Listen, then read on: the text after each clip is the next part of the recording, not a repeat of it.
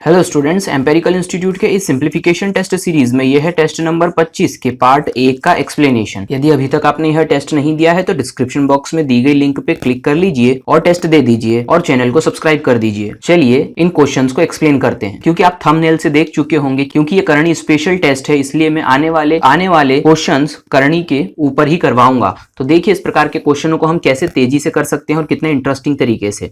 यहाँ पर प्रश्न है 4 बटा करणी में 3 धन करणी में 2 का मान ज्ञात करिए। अब देखिए यहाँ पर मैं प्रश्न लिख देता हूं 4 बटा करणी में 3 धन करणी के अंदर 2। अब यहाँ पर ध्यान से समझिए, इस प्रकार से ये एक प्रश्न का एक पैटर्न है जो फिक्स है। इसी प्रकार से प्रश्न आएंगे। मैं ऊपर वाली राशि को a मान रहा हूं, नीचे करणी के अंदर जो लिखी हुई राशि है उसे x और यहाँ पर करणी के अंदर लिखी हुई राशि को y मान रहा हूं। इस प्रकार से मैं इसे कुछ इस स्वरूप में लिख रहा हूं कि a अपॉन में करणी में x प्लस करणी में y, यानी प्रश्न आपको पेटेंट रूप से इसी स्वरूप में दिखाई देगा। तब आपको क्या करना होगा, तब आप एक बात ध्यान रखिएगा, a तो ऊपर ही आएगा। यहाँ पर ध्यान से समझिए, नीचे की तरफ जो लिखी हुई संख्या है करणी में x प्लस करणी में y, ये ऊपर की तरफ चली जाएगी करणी में x और करणी में y, बस चिन्ह बदल जाएगा। यदि यहाँ पर प्लस है तो यहाँ पर हो जाएगा माइनस, और बटे में ये दोनों ही राशियां करणी से हट जाएगी और नीचे इस तरीके से लिख जाएगा x माइनस वाई। ध्यान से समझिएगा, नीचे हमेशा माइनस का चिन्ह ही आएगा। अब आप कहेंगे कि मैं ये ऐसा कैसे बता पा रहा हूं कि ऐसा कर लीजिएगा। देखिए अब इस क्वेश्चन को सबसे पहले हम बेसिक डिटेल से करते हैं। यहाँ पर मैं 4 बटा में करणी में 3 धन करणी में 2 लिख रहा हूं। अब इसे कहते हैं हर का परिमेयीकरण। परिमेयीकरण का मतलब हो जाता है रैशनलाइजेशन। इसमें हम ये करते हैं कि करणी 3 यदि कोई संख्या लिखी गई है तो उसे उसी समान करणी 3 के साथ में यदि हम गुणा करते हैं तो करणी से करणी का गुणा होने पर वो मूल स्वरूप में आ जाती है। इसे कहा जाता है परिमेयीकरण। और हर का परिमेयीकरण मतलब इस प्रकार के सभी प्रश्नों में हम हर को करणी से मुक्त करके एक निश्चित पूर्ण संख्या में बदल देंगे। तो यहाँ पर हम इसे कैसे करते हैं, यहाँ पर मैं दोनों ही तरफ यानी अंश में करणी 3 ऋण करणी 2 बटा में करणी 3 ऋण करणी 2, यानी मैंने अंश और हर दोनों में ही उस संख्या से गुणा करा जो नीचे लिखी हुई है, लेकिन चिन्ह को बदल करके। अब मैंने ऐसा क्यों किया, क्योंकि हमेशा मैं यहाँ पर एक फॉर्मूले का इस्तेमाल करूंगा, a प्लस बी और दूसरे ब्रैकेट में a माइनस बी। इस प्रकार से ये फॉर्मूला जो होता है वो होता है, इसका मतलब हो जाएगा ये a square minus B square. तो इस प्रकार से ये a स्क्वायर करणी के अंदर क्योंकि 3 लिखा है तो करणी के अंदर 3 करणी के अंदर 3 गुणा होकर के 3 हो जाएगा। यहाँ पर b स्क्वायर यानी करणी के अंदर 2 करणी के अंदर 2 गुणा होकर के 2 हो जाएगा। अब इसे सॉल्व कर लेते हैं। देखिए ये 4 तो ऊपर ही था, जो कि मैंने बताया था a हमेशा ऊपर आएगा। अब देखिए ये 4 तो वैसा का वैसा ऊपर आ गया, जैसा मैंने बताया था कि a हमेशा राशि ऊपर आएगी। ब्रैकेट में हो जाएगा करणी 3 और करणी 2 ऊपर चले जाएंगे, लेकिन यहाँ पर प्लस का चिन्ह था तो नीचे पर आ जाएगा अब माइनस का चिन्ह, और बटे में फॉर्मूला लग जाएगा, यानी कि करणी की राशि को आपको करणी के बाहर लिख देना है, जो कि हो जाएगा 3 ऋण 2। इस प्रकार से वही स्वरूप में हम आ गए जो हमने पहले बात करी थी। तो इस प्रकार के सभी क्वेश्चन को आप एक लाइन में कर सकते हैं। तो यहाँ पर इसका आंसर हो जाएगा 4 ब्रैकेट में करणी 3 ऋण करणी 2 बटा में 1, यानी कि 4 करणी 3 ऋण करणी 2, जो कि ऑप्शन सी पर दिया गया है। तो इस प्रकार के क्वेश्चन को अब मैं थोड़ा तेजी से आपको करके बता देता हूं। प्रश्न लिख करके 4 बटा में करणी में 3 धन करणी में 2, इसका आंसर क्या आएगा, इसे ऊपर वाली राशि को आपको a मानना है। a हमेशा ऊपर आती है। यहाँ पर नीचे की जो राशि है वो x प्लस वाई या x माइनस वाई के स्वरूप में आएगी, चिन्ह को बदल करके, यानी कि ब्रैकेट में करणी 3 करणी 2 वैसा का वैसा आएगा, चिन्ह बदल जाएगा, माइनस हो जाएगा, और बटे में करणी हट करके संख्या लिख जाएगी 3। और हमेशा इस बात को ध्यान समझना, यहाँ पर चिन्ह प्लस हो या माइनस हो, यहाँ पर माइनस ही आएगा, और क्योंकि ये फॉर्मूले में हमेशा माइनस होता है, और यहाँ पर करणी के अंदर की संख्या 2।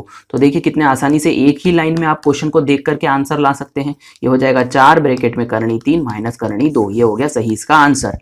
मैं इसी प्रकार से सभी क्वेश्चंस को सॉल्व करवाने वाला हूं। आगे बढ़ते हैं, अगला प्रश्न करते हैं। अब देखिए दूसरा प्रश्न कुछ इस प्रकार है कि ऊपर लिखा हुआ है 6 बटा में करणी में 18 ऋण करणी में 12। अब देखिए ऊपर वाली जो राशि होती है वो तो a होती है और a हमेशा ऊपर लिखी जाती है, तो 6 मैंने ऊपर लिख दिया। नीचे वाली राशि को चिन्ह बदल के लिख देना है, यानी कि करणी 18 धन करणी 12, और बटे में अंदर की राशियों को करणी के बाहर लिख देना है माइनस चिन्ह के साथ, नीचे हमेशा माइनस आएगा। तो ये हो जाएगा 6 ब्रैकेट में करणी करणी 18 धन करणी के अंदर 12 और बटे में 6। ये 6 से ये 6 कैंसिल हो गया, लेकिन कोई भी ऑप्शन अभी हमें दिख नहीं रहा है क्योंकि ऑप्शन को थोड़ा सा बदल दिया गया है। यहाँ पर हो गया है करणी के अंदर ये 12 हो जाएगा। अब इस करणी 18 और करणी 12 को हम क्या लिख सकते हैं, करणी 2 गुणा में करणी 9, ये 18 को लिख सकते हैं, और प्लस में करणी 2 गुणा में करणी 6, ये लिख सकते हैं 12 को। अब करणी 2 और करणी 2 कॉमन ले लेंगे तो यहाँ पर आ जाएगा करणी के अंदर 2 ब्रैकेट के अंदर करणी 9 धन में करणी 6। तो ये ऑप्शन कहाँ पर दिख रहा है, करणी 2, ये ऑप्शन हमें दिख रहा है ऑप्शन डी पर, करणी 2 ब्रैकेट के अंदर करणी 9 धन करणी 6। तो ये इसका सही आंसर है। देखिए हमने कितने तेजी से ये इस बार इस क्वेश्चन को कर दिया है। आगे बढ़ते हैं अगला क्वेश्चन कर। अगला क्वेश्चन इसी पैटर्न के ऊपर है। अब मैंने संख्या को थोड़ा सा ऊपर बदल दिया है। अब मैंने एक करणी वाली संख्या भी ले ली है, तो इससे कोई फर्क नहीं पड़ेगा। 3 करणी के अंदर 2 बटा में करणी के अंदर 6 ऋण करणी के अंदर 3। ये पूरी संख्या को आपको ए मानना है, और ए हमेशा ऊपर वैसा का वैसा लिख दिया जाता है। तो ये हो जाएगा 3 करणी में 2, नीचे वाली संख्या चिन्ह बदल के ऊपर आ जाएगी 6, ऋण का हो जाएगा धन करणी में 3 बटा में, यहाँ पर नीचे की संख्या करणी के अंदर की जो लिखी है वो बाहर लिख देंगे चिन्ह माइनस के साथ। इस प्रकार से ये हो जाएगा 3 करणी के अंदर 2 ब्रैकेट में करणी 6 धन करणी में 3 और बटे में ये हो जाएगा 3। 3 से ये 3 कैंसिल हो गया, तो दिया गया जो शेष बच जाएगा वो होगा करणी 2 ब्रैकेट के अंदर करणी 6 प्लस करणी में 3। अब देखते हैं यहाँ पर कहीं पर भी ऑप्शन नहीं दिख रहा है। पिछले क्वेश्चन में हमने करणी 2 कॉमन लिया था, इसमें हमें अंदर गुणा करना पड़ेगा। तो यहाँ पर करणी 2 को करणी 6 से गुणा करेंगे तो हो जाएगा करणी में 12, और करणी 2 को करणी 3 से गुणा करेंगे तो प्लस में हो जाएगा करणी 6, यानी करणी 12 धन करणी 6 जो है इसका मान आएगा, जो कि ऑप्शन ए पर दिया गया है। तो मैं उम्मीद करता हूं कि अब आपको ये क्वेश्चन सरल लग रहे होंगे। आगे बढ़ते हैं, अगला क्वेश्चन करते हैं। देखिए अब मैंने अगला क्वेश्चन जो लिया है इस प्रकार से इसी स्वरूप को बड़ा करके बता दिया है। तो हमें जब अनुभव नहीं होता है तो ऐसे क्वेश्चन हमें बहुत डरावने लगते हैं। देखिए अब ऐसे क्वेश्चन को हम कैसे करेंगे, हर एक जो स्वरूप है वह स्वरूप पहले मैं सॉल्व करवा चुका हूं, तो इसे हम अलग अलग ट्रीट करेंगे। तो इस स्वरूप को हम सॉल्व करेंगे तो ऊपर की राशि तो ऊपर लिख दी जाएगी वैसी की वैसी, नीचे जो लिखी हुई राशि है वो चिन्ह पलट करके ऊपर लिख दी जाएगी करणी 6 धन करणी में 3, और बटे में करणी के अंदर की संख्याओं को घटा के लिख देंगे, यानी कि 6 ऋण 3, बीच में चिन्ह लगाएंगे माइनस क्योंकि माइनस है।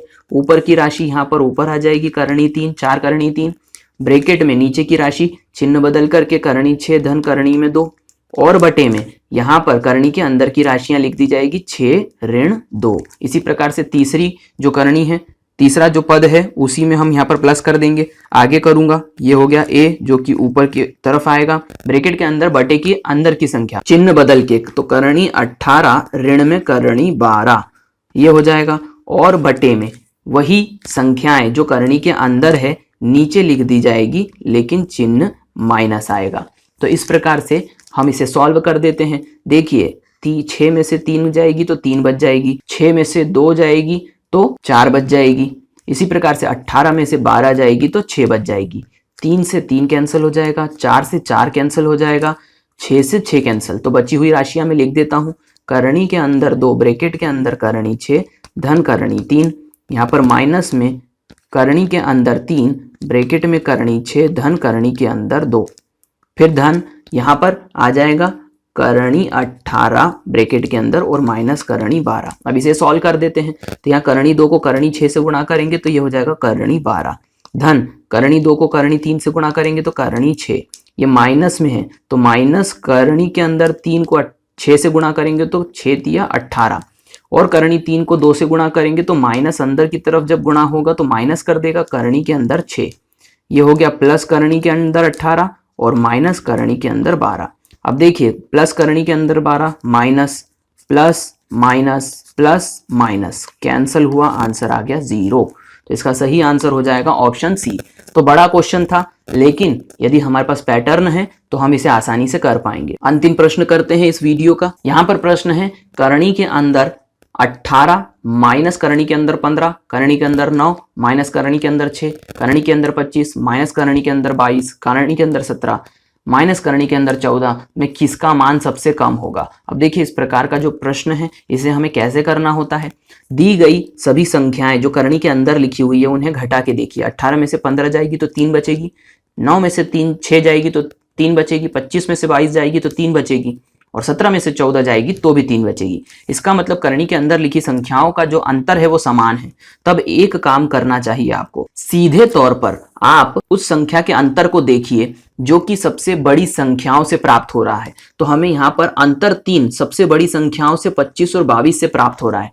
इसका मतलब करणी के अंदर जो सबसे बड़ी संख्याओं से जो अंतर प्राप्त होता है, करणी के अंदर का जो मान होता है वही सबसे कम होता है। तो यहाँ पर करणी 25 माइनस करणी 22 का जो मान होगा वो सबसे कम होगा, ये बात आप याद रखिएगा। इसी का विपरीत जो होगा प्रश्न, वो सबसे अधिक मान वाला होगा। तो करणी के अंदर सबसे छोटी संख्याएं जो है वो 9 और 6 है। तो इसका मतलब करणी 9 माइनस करणी 6 का जो मान होगा वो यहाँ पर सबसे अधिक होगा। तो ये दोनों ही प्रकार के प्रश्न मैंने आपको बता दिए। इस प्रश्न का सही आंसर होगा करणी में 25 माइनस करणी में 22।